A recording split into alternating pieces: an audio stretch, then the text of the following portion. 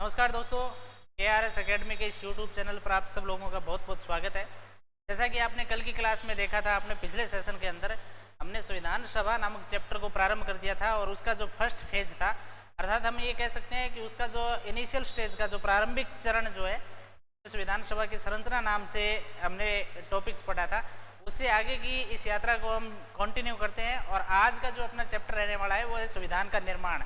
अर्थात जब संविधान सभा की रचना हो चुकी थी, उसके बाद में जब संविधान सभा ने वर्क करना जो प्रारंभ कर दिया था तो वो काम किस तरीके से प्रारंभ किया था और फिर एक बड़ा फेज जो आता है 1947 के अंदर, क्योंकि 15 अगस्त 1947 को देश आज़ाद हो जाता है और ये जो हम 389 सदस्यीय संविधान सभा देख रहे हैं, ये संविधान सभा जो थी वो हम यूँ कह सकते हैं कि संपूर्ण भारत या अखंड भारत की संविधान सभा थी। 1947 15 अगस्त के बाद की जो संविधान सभा की संरचना होती है वो केवल भारत की ही संविधान सभा का जिक्र जो आएगा, तो एक इसमें बड़ा परिवर्तन भी अपने को देखने का मिलेगा। तो चलिए हम शुरू करते हैं कि किस किस तरीके से भारतीय संविधान का निर्माण हुआ था और उसके कौन कौन से चरण चले थे, प्रोसीजर क्या रहा था, उससे संबंधित कई जो दिवस हैं या कई जो तारीख है उनके संदर्भ में भी कई बार प्रश्न पूछे जाते हैं।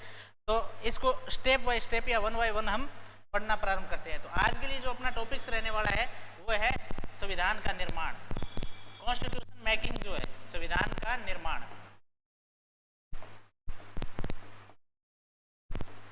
अब ये संविधान का निर्माण या कॉन्स्टिट्यूशन मेकिंग जब पढ़ते हैं तो इसके अंदर एक बहुत महत्वपूर्ण तारीख आती है 9 दिसंबर, क्योंकि आपने बहुत बार पढ़ा होगा कि संविधान सभा की जो पहली बैठक है वो 9 दिसंबर 1946 को आयोजित करी गई थी और 9 दिसंबर 1946 को उसमें सच्चिदानंद सिन्हा को अस्थायी अध्यक्ष बनाया गया था।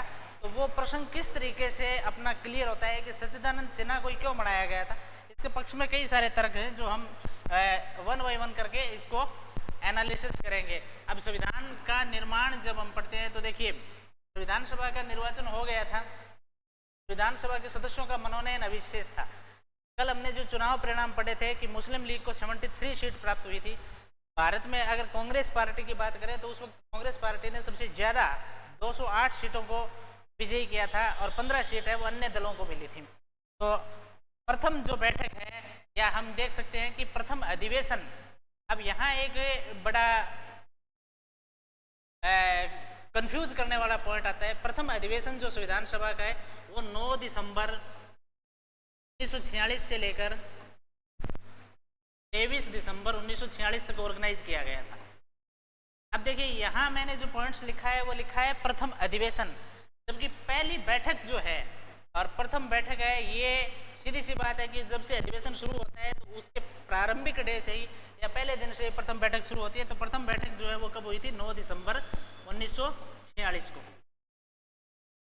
अब ये 9 दिसंबर 1946 को जो बैठक हुई थी तो उपस्थित सदस्य जो थे, उपस्थित सदस्यों की संख्या थी 207। अब यहाँ आपके मन में एक बड़ा प्रश्न उठेगा और बहुत सारी बुक्स जो है वो इसमें एक अधूरी इन्फॉर्मेशन प्रोवाइड करवाती है कि प्रथम बैठक के अंदर हमने जो है 211 मेंबर्स पढ़े हैं। तो देखिए जो 211 है वो भी आपका बिल्कुल सही उत्तर है, लेकिन वो चीज़ ये है कि प्रथम अधिवेशन में 211 लोग थे, ना कि प्रथम बैठक में। अब प्रश्न उठेगा कि सर अधिवेशन और बैठक में क्या फ़र्क है? तो जो पूरी टेन्योर चली थी, लंबा मतलब जो 9 दिसंबर से 23 का जो एक हम कह सकते हैं कि कार्य दिवस ऑर्गेनाइज करे गए थे, उनमें 21 और 23 दिसंबर है, 21 दिसंबर और 23 दिसंबर को अधिकतम सदस्य संख्या कितनी आ गई थी? 211 आ गई थी। जबकि 9 दिसंबर को जो पहली बैठक ऑर्गेनाइज हुई थी उसमें अधिकतम सदस्य संख्या कितनी थी? 207 थी। अब इसके साथ साथ एक जो चीज़ है, इसमें 9 दिसंबर को केवल एक काम किया गया था, संविधान सभा के अस्थायी अध्यक्ष चुने गए थे और अस्थायी अध्यक्ष को आज के दिन की अगर हम बात करें तो प्रोटेम स्पीकर बोला जाता है। ऐसा व्यक्ति जिसने संविधान सभा के सदस्यों को शपथ दिलाई थी, प्रोटेम स्पीकर हम कह सकते हैं। और ये जो व्यक्ति थे ये थे सच्चिदानंद सिन्हा। अब ये प्रश्न आपके दिमाग में उठ सकता है कि सर सच्चिदानंद सिन्हा को चुने जाने के पीछे का तर्क क्या है, चुने जाने पीछे का रीजन क्या है? क्योंकि आदमी तो और भी थे, 206 मेंबर्स और बच गए, तो ऐसा क्या कारण था कि सच्चिदानंद सिन्हा को इसके अंदर इलेक्ट किया गया था? तो ये क्या थे, उस संविधान सभा के जो 207 मेंबर्स थे उसमें सबसे उम्रदराज व्यक्ति थे। सबसे ज़्यादा उम्र थी इस व्यक्ति की। हालांकि अगर हम बात करें तो ज़्यादा कोई ये नामी चेहरा नहीं था उस टाइम देश के अंदर, लेकिन सबसे ज़्यादा उम्र होने की वजह से इस आदमी को एक दिन के लिए अस्थायी अध्यक्ष बनाया गया था। एज ए प्रोटेम स्पीकर के रूप में इसकी अपॉइंटमेंट करी गई थी और इन्होंने ये हमारे जितने भी मेंबर्स थे उन सब मेंबर्स को ओथ टेकिंग सेरेमनी ऑर्गेनाइज करने में कोऑपरेशन किया था। हम यूँ कह सकते हैं सदस्य शपथ दिलवाई थी। अब 9 दिसंबर 1946 के संबंध में 2-3 चीज़ें हैं। एक बार पिछली बार पटवारी के पेपर में ये पूछा गया था कि संविधान सभा का टोटल कार्यकाल कितना रहा था, जबकि ज़्यादातर ये प्रश्न पूछा जाता था संविधान बनाने में दिन कितने लगे थे। तो 2 वर्ष 11 माह 18 दिन संविधान मेकिंग के अंदर टाइम लगा था। 26 नवंबर 1949 को ये अवधि पूरी हो जाती है, क्योंकि संविधान सभा जो है वो आगे 24 जनवरी 1950 को जाके भंग हुई थी। तो इसलिए जो शुरुआत करी जाती है, चाहे वो संविधान बनाने की बात करें या संविधान सभा की कार्य दिवसों की बात करें, वो प्रारंभिक जो डे है वो 9 दिसंबर 1946 है। क्या क्या काम हुआ था? कुल उपस्थित सदस्य पूछे जा सकते हैं 207। अधिवेशन की बात करेंगे तो प्रथम अधिवेशन में कितने थे? 211। फर्क समझ लीजिए इनका, 207 पहली बैठक में थे, प्रथम अधिवेशन में 211 सदस्य थे। अस्थायी अध्यक्ष किसको बनाया गया? सच्चिदानंद सिन्हा को। क्यों बनाया गया? क्योंकि वो 207 मेंबर्स जो थे उनमें वो सबसे ज़्यादा उम्र के व्यक्ति थे। इसके साथ साथ ये भी पूछा जा सकता है ये जो प्रणाली है वो भारत ने कहाँ से ली है? तो ये प्रणाली हमने फ्रांस से ली थी। फ्रांस नामक कंट्री है, वहाँ से इस पद्धति को पिकअप किया था।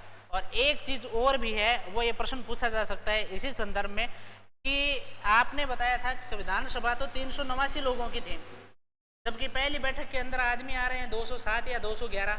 ये क्या रीज़न है? तो देखिए, संविधान सभा के चुनाव हो गए थे। चुनाव होने के बाद में जब चुनाव परिणाम आया तो मुस्लिम लीग को ये लगने लगा कि इस देश के अंदर हमारा इतना ज़्यादा बहुमत नहीं है और हो सकता है कि भविष्य के अंदर हमें बड़ी कोई राजनीतिक उपलब्धियां ना मिले, बड़ी कोई राजनीतिक पद जो है वो हम हासिल ना कर सके। इसलिए उन्होंने संविधान सभा का विरोध कर दिया, बाइकआउट कर दिया और ये कहा कि हम संविधान सभा की बैठक में इंक्लूड नहीं होंगे, हमें अपना अलग या पृथक देश चाहिए, पाकिस्तान।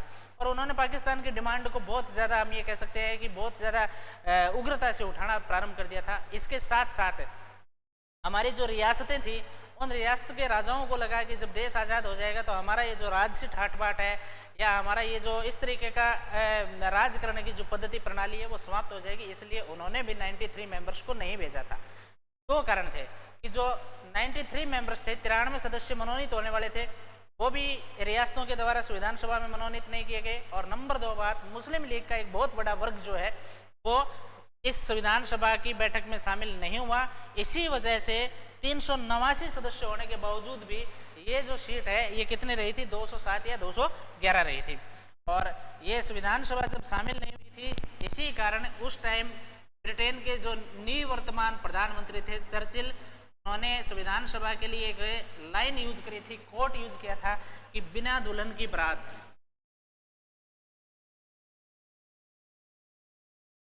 बिना दुल्हन की बारात कहा था, ये चर्चिल ने कहा था।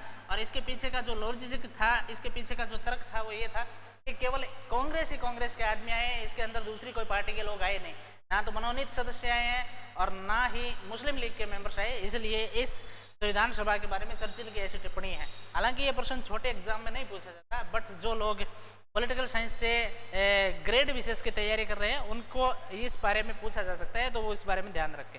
ठीक है, अब नेक्स्ट जो बैठक होती है, अगली बैठक होती है, अगली बैठक ऑर्गेनाइज करी गई थी दूसरी बैठक, और दूसरी बैठक हुई थी इसकी 11 दिसंबर 1946 को। और डॉक्टर राजेंद्र प्रसाद को क्या किया गया था? डॉक्टर राजेंद्र प्रसाद को स्थायी अध्यक्ष अपॉइंट किया गया था। अब सच्चिदानंद सिन्हा को महत्व देने के लिए एक दिन उस कुर्सी के अंदर एडजस्ट किया गया था, उस कुर्सी पर बैठाया गया था, लेकिन परमानेंट जो काम है वो डॉक्टर राजेंद्र प्रसाद ने ही किया था। और इसके साथ साथ अगर हम एच.सी. मुखर्जी की बात करें तो एच.सी. मुखर्जी को अस्थायी अध्यक्ष चुना गया था, एच.सी. मुखर्जी को। और एक राजस्थान के संदर्भ में बहुत महत्वपूर्ण चीज है, वीटी कृष्णामाचारी जो है, जो राजस्थान की जयपुर रियासत का प्रतिनिधित्व करने वाले व्यक्ति थे, उनको भी क्या है स्थायी उपाध्यक्ष। अगर हम बात करें एच.सी. मुखर्जी,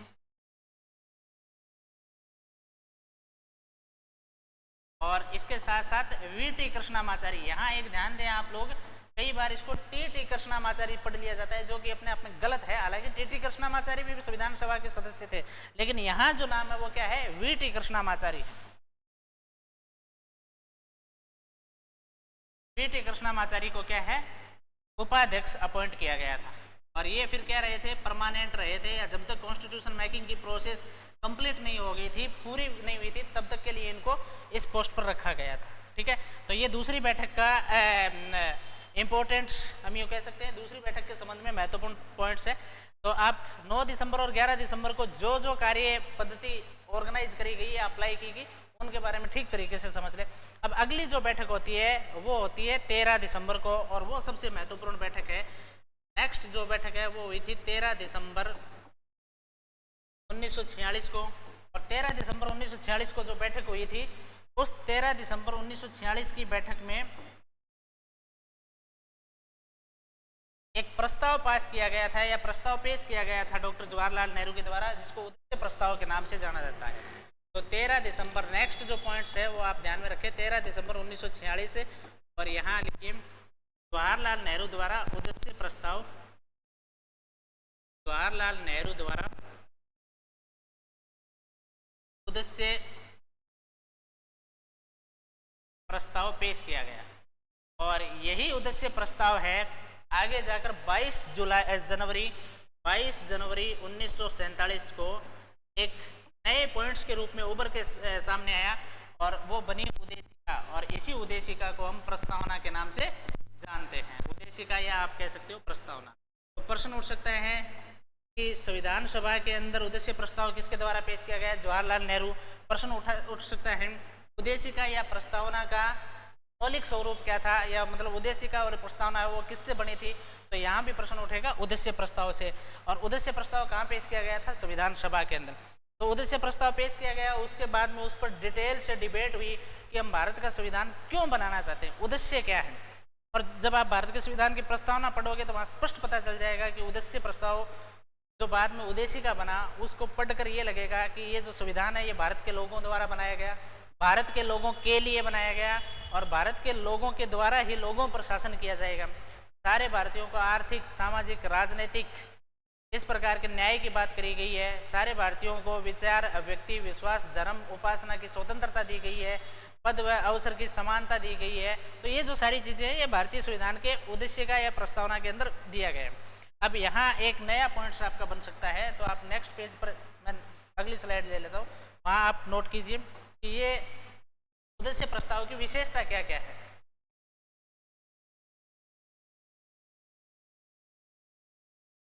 तो ये जो नेहरू द्वारा उद्देश्य प्रस्ताव पेश किया गया था, उसकी लिख लीजिए उद्देश्य प्रस्ताव की विशेषता।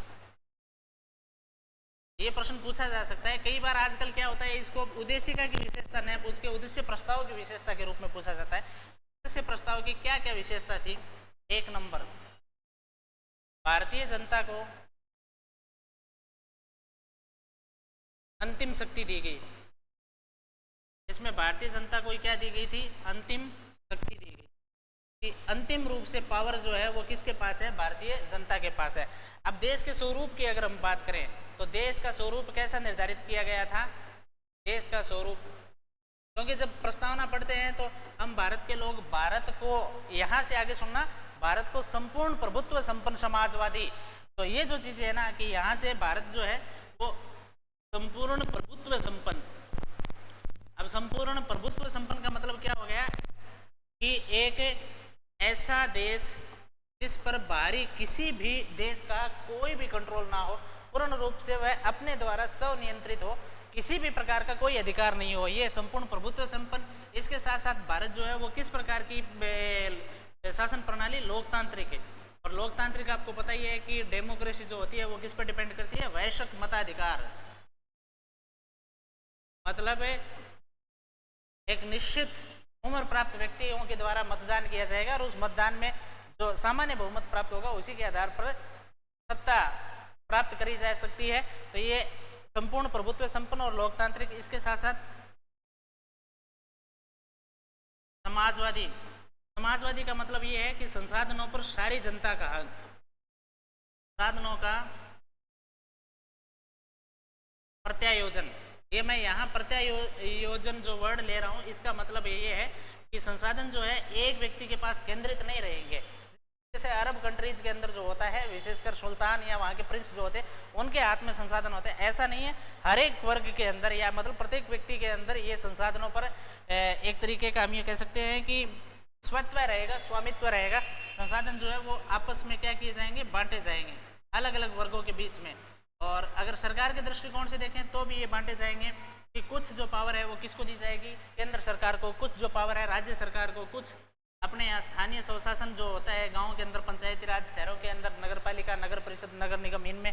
और कुछ पावर ऐसी है जो राज्य और केंद्र की ज्वाइंट होगी, लेकिन उसमें केंद्र जो है वो अथॉरिटी के अंदर रहेगा, केंद्र उनको एक तरीके से सेंट्रलाइज्ड करने का काम करेगा। ठीक है, इसके साथ साथ पंथ निरपेक्ष, हालांकि ये वर्ड जो बाद में जोड़ा गया था, लेकिन इससे पता जरूर चलता है कि भारत जो है वो सारे धर्मों का सम्मान करने वाला, या हम ये कह सकते हैं एक तरीके से धर्म निरपेक्ष राष्ट्र होगा।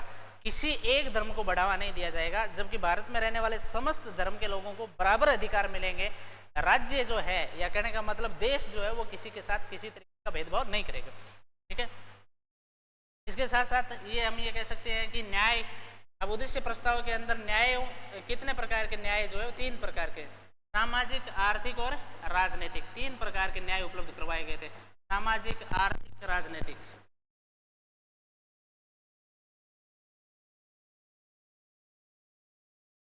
इसके साथ साथ जनता को स्वतंत्रता उपलब्ध करवाई गई थी।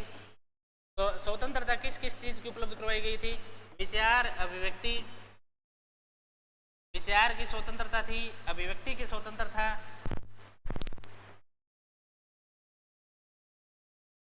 विश्वास, धर्म और उपासना। तो इस तरीके से अगर भारत के संविधान को पढ़ना हो, तो अगर भारत के संविधान की प्रस्तावना को ठीक तरीके से पढ़ लिया जाए, उद्देशिका को जान लिया जाए, तो एक तरीके का खाका तैयार हो जाता है कि भारत का संविधान भारत के लोगों को, या फिर हम यूँ कह सकते हैं भारत के निवासियों को किस किस प्रकार के अधिकार उपलब्ध करवाता है। और ये सारा का सारा जो है वो नेहरू के द्वारा पेश किए गए उद्देश्य प्रस्ताव की थीम पर बना हुआ कार्यक्रम है। तो ये उद्देश्य प्रस्ताव 13 दिसंबर को पेश किया गया था, और उसके बाद में 22 जनवरी को जाके उद्देश्य प्रस्ताव या उद्देशिका के रूप में ये क्या हो गया था, कन्वर्ट हो गया था। लेकिन दोस्तों इसके बाद में देश का माहौल बहुत ज़्यादा खराब हो जाता है, इतना ज़्यादा खराब हो जाता है कि देश में संविधान सभा को चलाना मुश्किल हो गया। वो इसलिए कि रियासतों ने भी विद्रोह कर दिया, मुस्लिम लीग है वो बहुत ज़्यादा उग्र हो गई थी कि हमें तो हर हाल के अंदर पाकिस्तान चाहिए। और ऐसी कंडीशन के अंदर संविधान सभा ने ये सोच लिया कि हम इस परिस्थिति के अंदर संविधान का निर्माण नहीं कर सकते, क्योंकि हमें पहले उस मुद्दे का समाधान करना पड़ेगा कि क्या इन रियल मुस्लिम लीग जो है वो भारत अखंड भारत के रूप में काम करेगी, या फिर एक सेपरेशन होकर जो अलग स्टेट बनेगा उसके रूप में काम करेगी। तो जनवरी के बाद में संविधान सभा का काम जो है वो रोक दिया गया। और फिर आपने देखा होगा लॉर्ड माउंटबेटन को अंग्रेजी सरकार ने भारत का गवर्नर जनरल बना के भेजा, और माउंटबेटन को ये कहा कि आपको बहुत जल्दी ये प्रोग्राम सेट करना है कि जल्दी से जल्दी हम भारत को आज़ाद करें। और माउंटबेटन ने एक योजना प्रस्तुत करी, क्योंकि माउंटबेटन है और जवाहरलाल नेहरू के बहुत अच्छे दोस्त थे, और उन्होंने जो योजना प्रस्तुत करी उस योजना का नाम था 3 जून योजना। और 3 जून योजना के माध्यम से उन्होंने भारत का स्वतंत्रता जो है वो फिक्स कर दी, लेकिन स्वतंत्रता भारत को सेपरेट करके दी गई, या कहने का मतलब अलगाव के माध्यम से दी गई। एक तरफ पाकिस्तान बना और एक तरफ भारत बना, और इसी वजह से हमारी संविधान सभा में भी एक बड़ा परिवर्तन आया। तो आप यहाँ जो है वो एक अन्य पॉइंट्स के रूप में नोट करें कि संविधान सभा में परिवर्तन या स्वतंत्रता से संविधान सभा में कौन कौन से परिवर्तन हुए। तो यहाँ आप लिखिए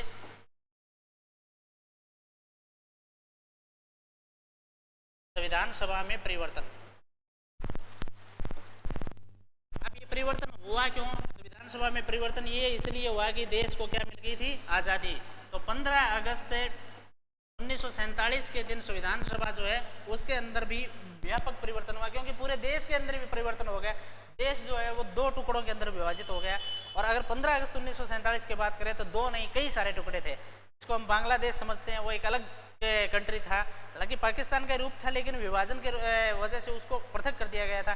भारत अलग था, आज का पाकिस्तान अलग था, जम्मू कश्मीर अलग था, जूनागढ़ अलग था, हैदराबाद अलग था, गोवा और पांडिचेरी जैसे जो क्षेत्र है वो अभी तक आज़ाद नहीं हुए थे, क्योंकि आज़ादी वो अंग्रेज़ों से मिली थी, जबकि गोवा और पांडिचेरी तो फ्रांसीसियों और पुर्तगालियों के अधीन थे। तो उस टाइम देश के अंदर हम ये कह सकते हैं एक बिखराव था, और उस वजह से अपनी संविधान सभा जो है वो भी क्या हो गई थी, संविधान सभा भी एक तरीके कह सकते हैं कि परिवर्तित हो गई। 3 परिवर्तन हुए उसमें।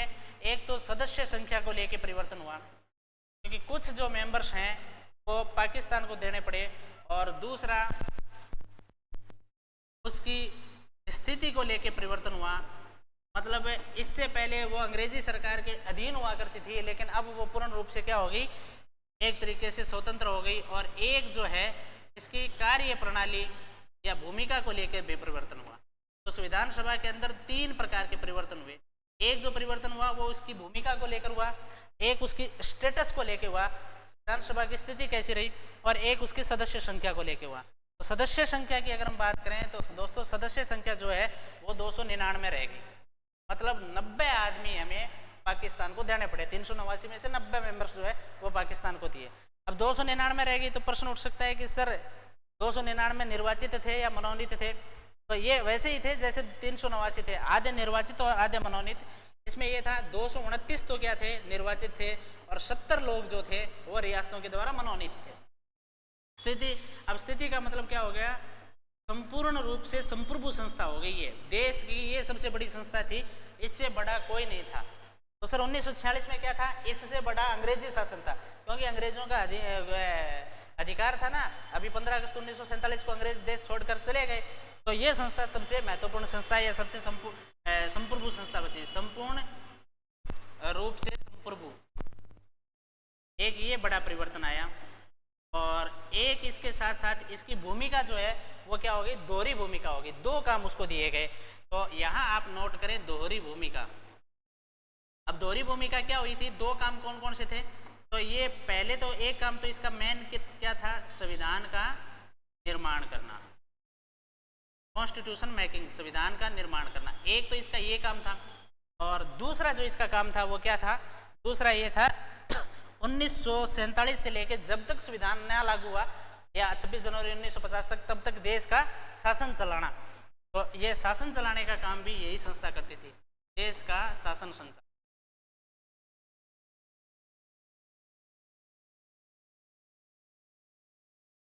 तो ये जो परिवर्तन हुए ये 1947 15 अगस्त के दिन हुए थे।